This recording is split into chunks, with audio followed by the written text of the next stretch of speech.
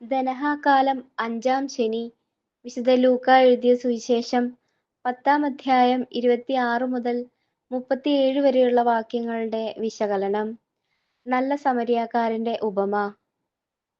ബി.സി. 721-ൽ ഇസ്രായേലിനെ കീഴടക്കിയ അസീറിയൻ സൈന്യം പിന്നീട് സമരിയായിൽ താവളമടിക്കുകയും അവിടെയുണ്ടായിരുന്ന ഇസ്രായേലി പെൺകുട്ടികളുമായുണ്ടായ വിവാഹബന്ധത്തിൽ ജനിച്ച സങ്കരവർഗമാണ് സമരിയാക്കാർ.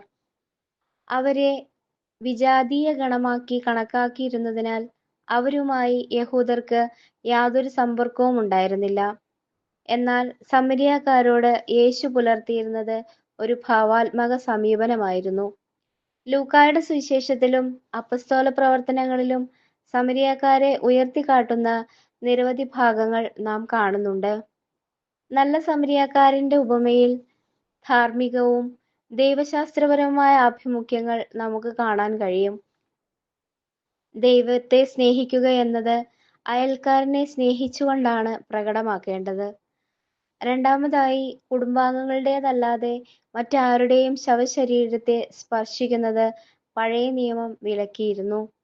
അതുകൊണ്ടാണ് പുരോഹിതനും ലേവായനും മനുഷ്യത്വരഹിതമായി മുറിവേറ്റവനെ കാണാത്തപോലെ വഴിമാറിപ്പോയത്. എന്നാൽ എല്ലാ അശുദ്ധിയെയും കരുണ അതിലംഘിക്കുന്നു എന്ന പാഠമാണ് യേശു മുന്നോട്ട് വയ്ക്കുന്നത്.